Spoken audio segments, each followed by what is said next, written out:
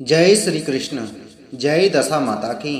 नमस्कार दोस्तों, आज मैं आपको दशा माता व्रत की चौथी कहानी सुना रहा हूँ। एक सास बहू थी।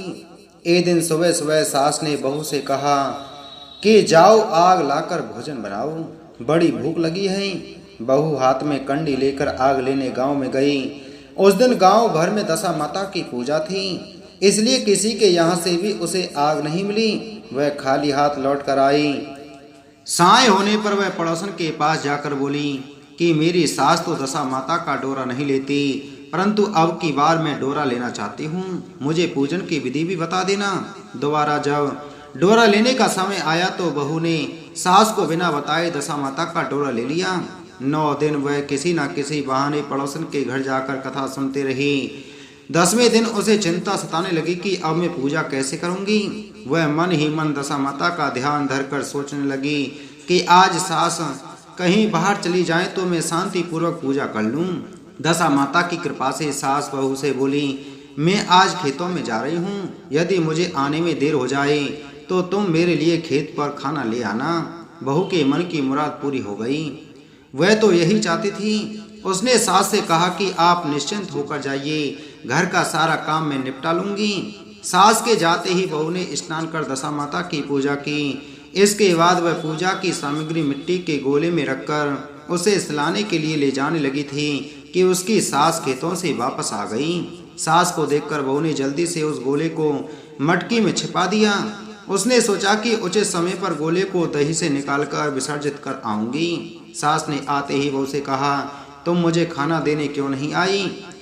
अब तक क्या कर रही थी? बहू ने कहा कि आज मैंने सर के बाल धोए थे, उनके सूखने में देर लग गई है, इस कारण भोजन बनाने में देर हो गई। मैं थाली लगाती हूँ, आप गुस्सा त्याग कर भोजन कीजिए।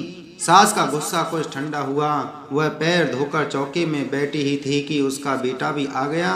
वह भी माता के साथ भोजन करने बैठ गया।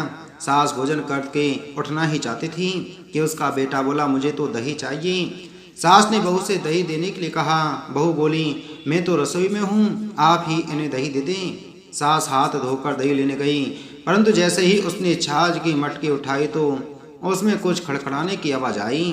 उसने हाथ डालकर देखा तो उसमें एक बड़ा सोने का गोला मिला। सास ने आश्चर्य से पूछा बहू से, इस छाछ की मटकी में यह सोने का गोला कहाँ से आया? इसे तुम कहाँ से चुरा कर लाई हो? यहाँ क्यों छिपा कर रखा है? मैं समझ गई कि इसी वजह से तुम छाछ दही देने के लिए नहीं उठी, इसका भेद बताओ। बहू बोली, मुझे कुछ नहीं पता, मेरी दशा माता जाने। मैंने आपको बिना बताए दशा माता का डोरा लिया था और उनकी पूजा की थी। आपके आ जाने के कारण मैंने डोरे को विसर्जित करने की नहीं जा सकी। आपके डर से मैंने इसे दही की मटकी में छिपा दिया था। दशा माता ने इसे सोने का बना दिया, मैं इसमें क्या कर सकती हूँ? सास ने बहू को गले लगा लिया और कहा, अब मैं भी तुम्हारे साथ डोरा लूंगी और विधिवत व्रत और पूजा किया करूंगी। हे दशा माता, जैसे तुमने इनको दिया वैसे ही सब भक्तों पर कृपा करना। बोलो दशा माता की जय।